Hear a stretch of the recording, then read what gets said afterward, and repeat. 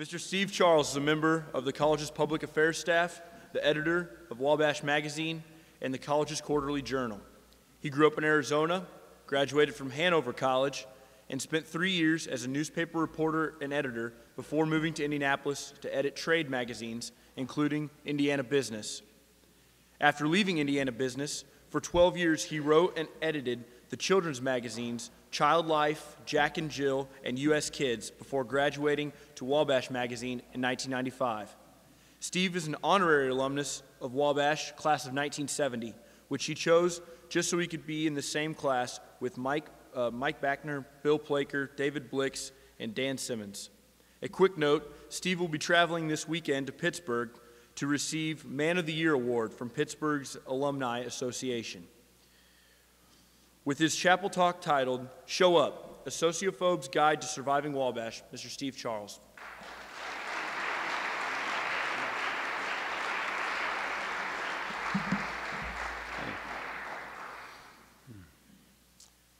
Thanks for coming.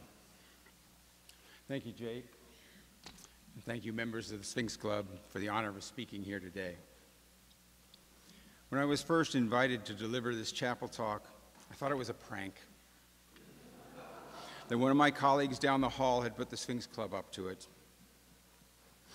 That any moment he would burst in and say, "A chapel talk? You? Are you kidding?" And I would have been relieved. I don't give speeches, I don't give talks. I work with 4 people who are very good at this. Jim Amidon and Brent Harris are professional broadcasters. Howard Hewitt doesn't even need a microphone to be heard halfway across the state.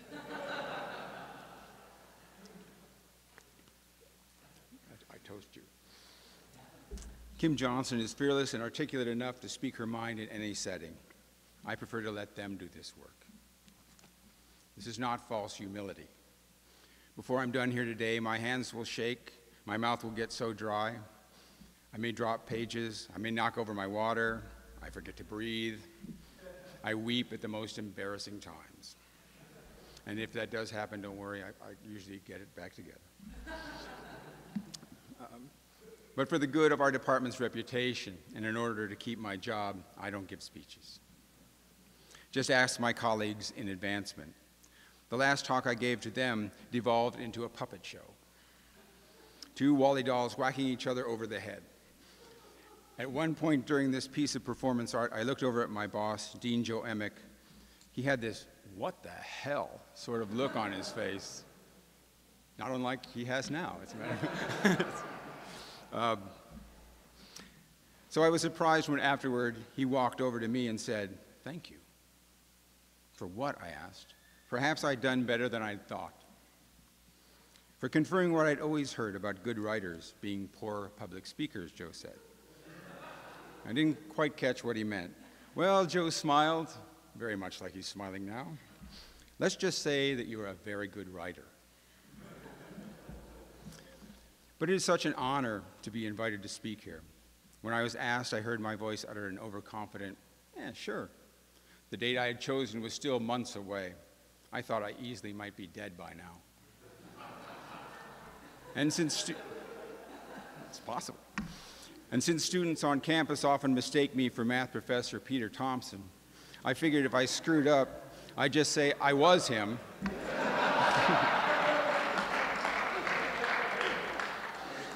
Then dash off to work on the problem of the fortnight. So I decided to give this a shot and instantly ran into a dilemma. What to wear? How to show respect for you, respect for this place. It's the sort of overthinking that's often my undoing. It leads to missed deadlines. It leads to too many pages in the magazine. I know I should just put on a tie like everyone else and get on with it, but I can't. Where I grew up in Arizona, there are still certain restaurants in which, if you enter wearing a necktie, a waiter will grab a pair of scissors, cut off your tie, and hang it from the wall like a hunter might hang the head of a deer. In my Arizona, the tie is seen as a symbol of all things evil, of an Eastern establishment bent on exploiting the West. This distrust was still around in those not exactly frontier days of the 60s when I was growing up. So to me, a tie doesn't mean respect. A tie means business. and doing one's business is no way to honor anything. Professor David Croney tells this story from his grad school days at UC Berkeley. It offers the California version of this no ties please attitude. One of Dave's mentors, Jim Patton, was known for wearing shorts, a t-shirt, and sandals to practically every gathering. At a first-year student orientation, Patton saw a new professor from Harvard wearing a three-piece suit. "Geez, man," Patton said, "you just come from a funeral?" The Harvard man was indignant. "This," he said, "is the way I show respect for my students." To which Patton replied, "I show respect for my students by knowing what the hell I'm talking about." It's a little harsh, but I get it. To me, a necktie says power or conformity or discomfort, or occasionally respect. I hadn't really thought that through when I was writing that part.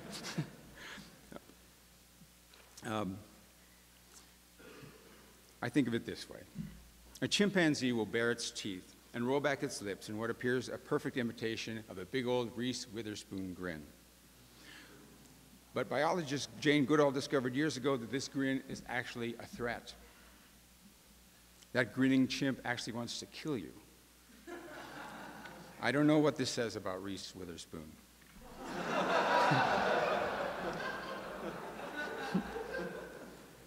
But to me, the necktie is the chimpanzee's grin of men's fashion. So I wanted to find something else for the occasion, and that's just me. I thought back to the only other time I've stood behind this podium. Professor Bill Plaker had asked me to read for the annual Christmas Festival of Carols and Readings.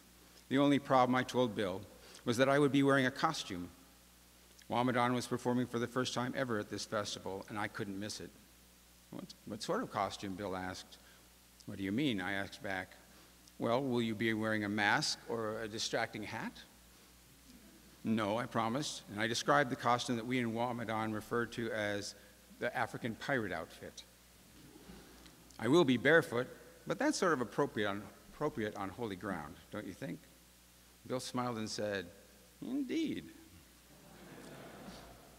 After the festival, Professor Webb approached me and asked, "Didn't you feel embarrassed wearing an outfit like that at the Christmas festival?"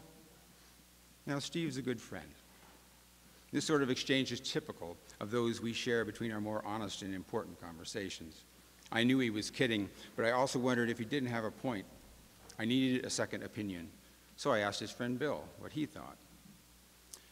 "You know," Bill told me, leaning his head on his hand, "you might want to reconsider taking fashion advice from Steve Webb."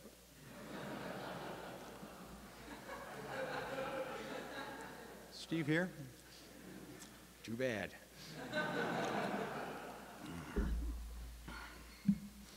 I took that as Bill's blessing, so I decided that today I would wear that costume in honor of him, in honor of Steve, and of fresh friendships that will endure. But then I remembered that Steve actually did have a point.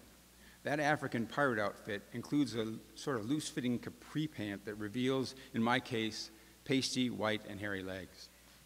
No one should be subjected to seeing that. It's worse than a grinning chimp. So I chickened out. Then 2 weeks ago, the answer came in the form of Professor Bill Cook. On the first day of the History of Christianity in Africa class, Bill showed up wearing a traditional African dashiki. Beige with earth tone ornamentation, it had what Professor Rick Warner called the most muted colors he'd ever seen on Professor Cook. No matter, I had my perfect compromise. I remembered this dashiki I wear with Wamadan. I've worn it during some of the best times I've ever had playing music. So, inspired by Professor Cook, I chose this. I can hear Professor Plaker now. You might want to reconsider taking fashion advice from Bill Cook. But here I am.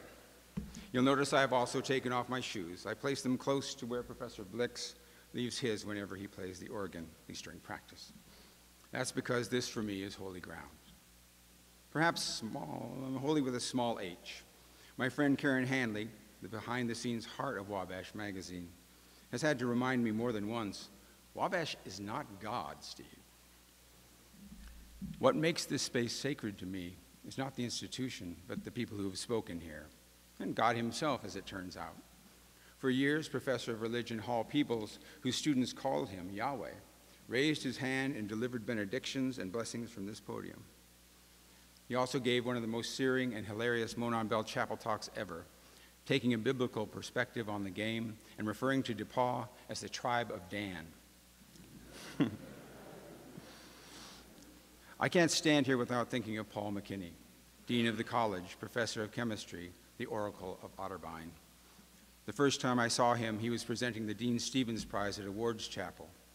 There's a poem that's read before that award is given, and Paul stood over there, off mic, and read it like Shakespeare. Jim Amadon wrote this about Paul. I distinctly recall his keynote speech to the football team at the 1986 award banquet. Nobody but Paul McKinney could keep 100 men riveted to his every word as he described the vastness of the universe, the physics that allow a football to fly through the air, and the love of Wabash men for the sport. He could comfort the lost student who needed a guidepost. He could play a beautiful concerto on the piano. He loved theater, both acting in and attending a good play. Paul McKinney always brought out the best in Wabash men. This podium is the first place I heard Professor Mark Hudson, our college poet. He introduced me to Pine Hills Nature Preserve, now a refuge for me. He reintroduced me to the poetry of William Stafford, now with Mark, one of my favorite poets. This is where Mark wrote and delivered my favorite description of this college. What is Wabash but friendship and story, the history of a hunger to know? This is also the place where Wes Chambly delivered one of the finest Monon Bell Chapel talks I've ever heard, telling us about his grandfather, speaking of the blessings of a hardship, that Thursday before you guys took all of that hardship out on the tribe of Dan last November. This is where my friend Susan Cantrell sang a reprise of her role in the musical Guys and Dolls. You guys didn't get to know Susan. She was our storyteller, the best writer our public affairs staff will ever have. She had an interview show on CBS Radio. She wrote for a senator. She would have loved writing about you. You would have loved her beautiful soul-lifting laugh. I sure miss it today. On the stone marking her grave is a line that reads, "Take up the song." Part of that song for Susan was this place and people, and we continue our work inspired by her. You really missed out not meeting Mike Bachner. Class of '70, bookstore manager, celebrator of Pirate Day, a man who once hopped freight trains to get around the country. Mike came here as a high school senior, fell in love with Sugar Creek, and stayed here another 35 years before he was taken from us. Mike gave the best advice I've ever heard from this podium. He was speaking to seniors, those who didn't yet know what they were going to do with their lives, but his wisdom applied to all of us. Don't worry, Mike said. And you could believe this from him.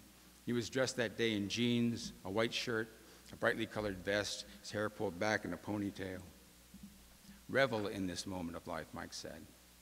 Be sure you know a few things that bring you joy. Make sure that's the reason you are here. Bill Plaker said, the best way we show our love for the world is to love with a particular passion some little part of it. This podium is where he spoke those words. This campus is where he lived out that love. So I took off my shoes. But I'm afraid I have nothing like these wise words to offer. The phrase I want to leave you with sounds very new agey, the sort of thing you might hear in a 12-step group. The sort of thing I probably have heard in a 12-step meeting. It's also what my brother told me before I wrote and delivered the last speech I had to give, my father's eulogy, now almost 6 years ago. And I continue to find it helpful today. Show up, pay attention, tell the truth, and don't anticipate the outcome. I want to focus on just one of these, just one. Tell the truth may seem the most important. Those of you into mindfulness might prefer pay attention. Those of us who tend to put too much stock in what others think of us would choose don't anticipate the outcome. But for the sociophobe, the most important step is the first, just showing up. I need to clarify here. Sociophobes are not sociopaths.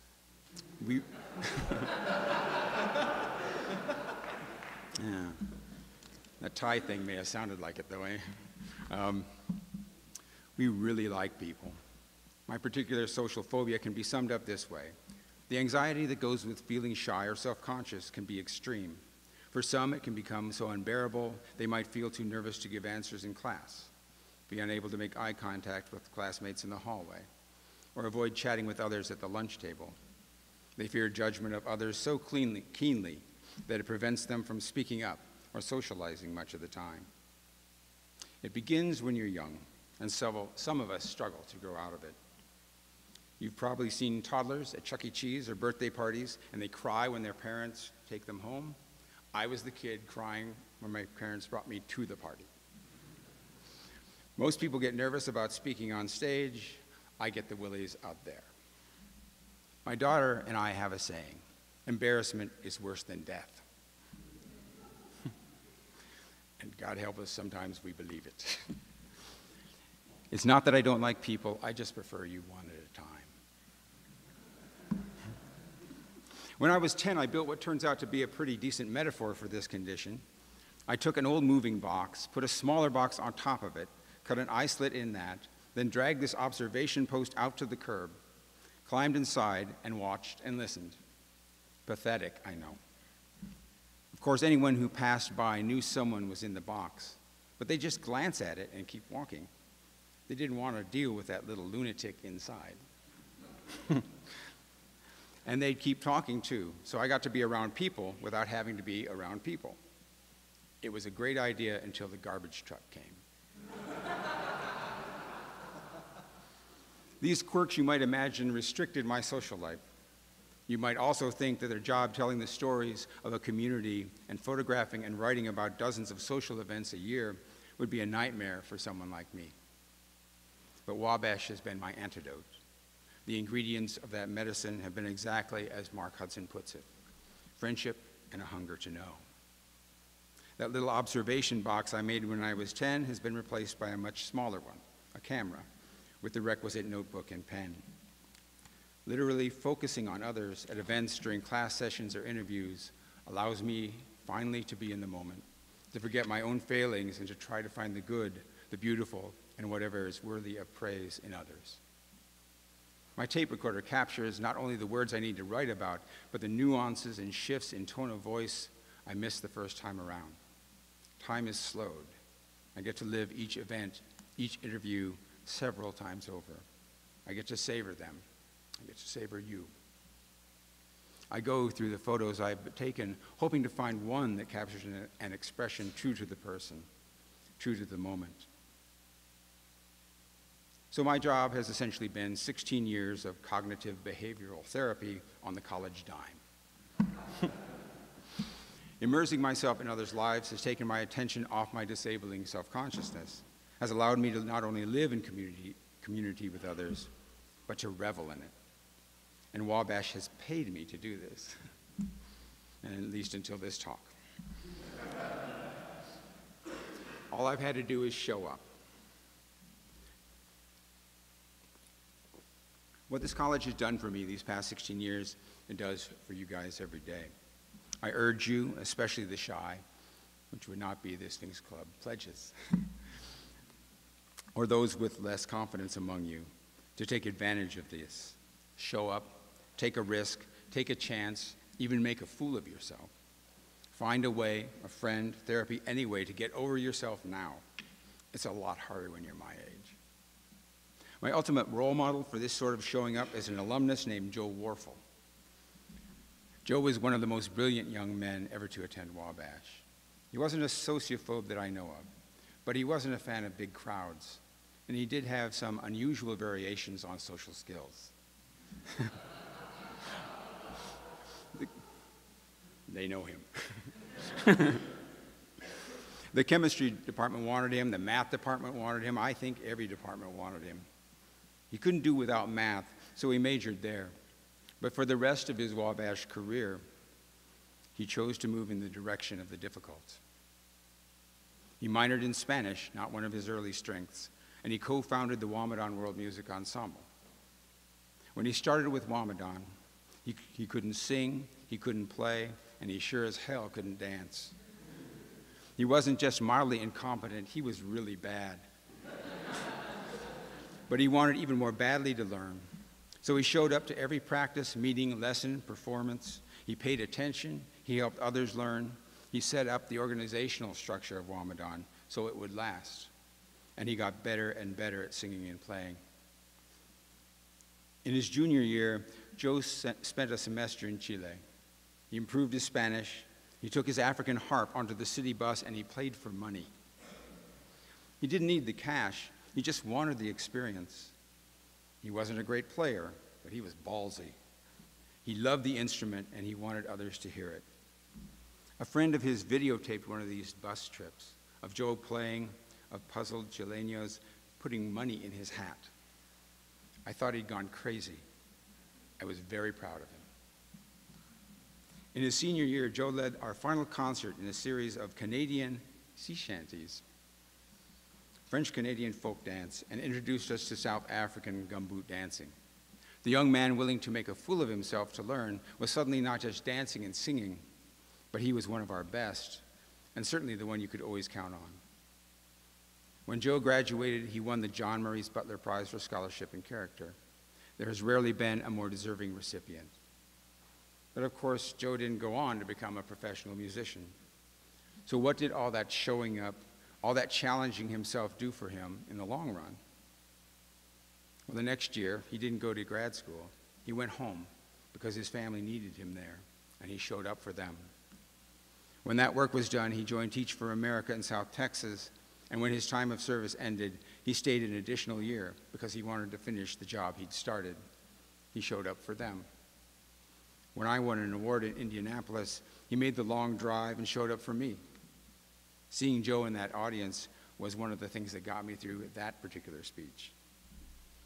Through all those times he put himself out there, Joe had gotten into the habit not only of showing up for himself, but of showing up for others. I was describing all this to Professor Widows the other day. Kay summed up beautifully what Joe gained from all this showing up in the face of possible humiliation and failure. She called it strength of character. A friend of mine tells me that one of the phrases in the New Testament we translate as strength of character actually means freed from shame. And this is the great irony us sociophobes have to learn, it seems, over and over again, that by showing up, taking a chance, or God forbid, making a fool of ourselves, even in the relatively safe environment like Wabash, we can actually be freed from shame. Embarrassment, it turns out, is not worse than death. And by overcoming our fear, showing up for ourselves, we may become fearless in showing up for those we love. The Christian faith has a name for this, agape, the love that endures no matter how difficult the circumstances may be. I'll just call it showing up. One final story before I go. My oldest daughter was born 1 year after my son died. Her name is Joy, and she is well named. I love her as much as I can love anyone, but once I hurt her badly. Not long after graduating high school, Joy was in a car accident. Her Pontiac Sunfire flipped on a dangerous stretch of road near Williams, Arizona. I got the call. Joy was safe, uninjured, and staying at my sister's house in Prescott. I would be able to talk with her soon. After I hung up, that was a good cue. After I hung up, I started looking for flights, thinking about how I could get the money to get out there quickly. But when I talked with Joy, she said she was okay. I didn't need to come. The consensus of everyone there was I should wait, save some money, and visit when I could spend more time with her. Honestly, I was relieved. I would have been embarrassed to go to the business office again for a cash advance. I would have felt humiliated asking my father for a loan. Things were crazy at work, and we were behind deadline. So I let others' perceptions trump my first impulse as a father. I took the practical, easy way out. I didn't go. When I finally did save up the money and got out there months later, I realized how my failure to show up had hurt her. Joy had still been in shock when I'd spoken to her after that wreck. Later, she wondered why I hadn't come.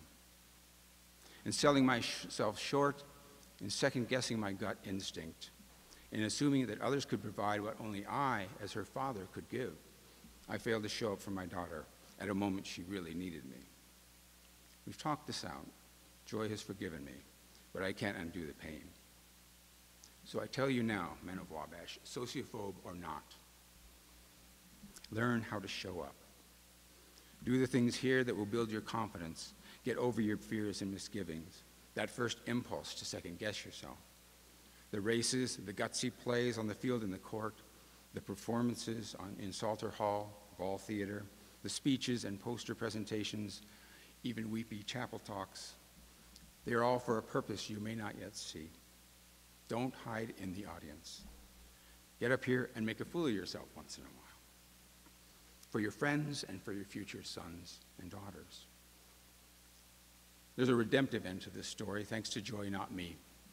A couple of years later, when my father was dying, Joy dropped everything she was doing to drive 300 miles to be with her family, to be with me.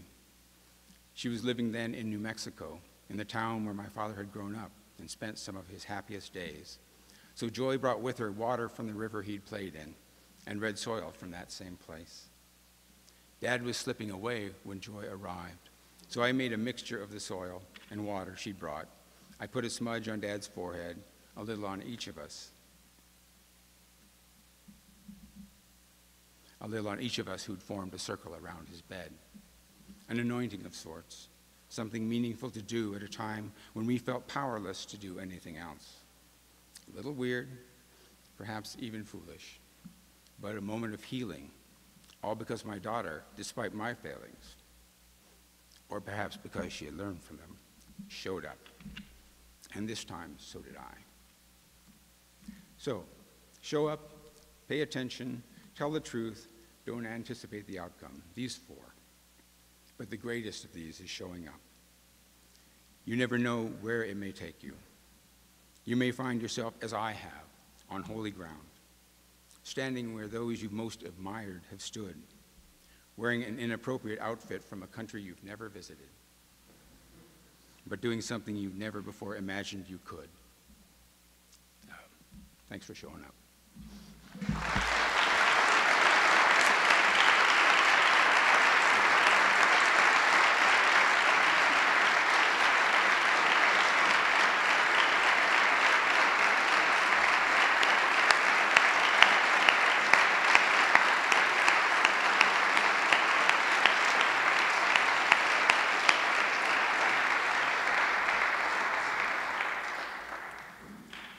Some announcements.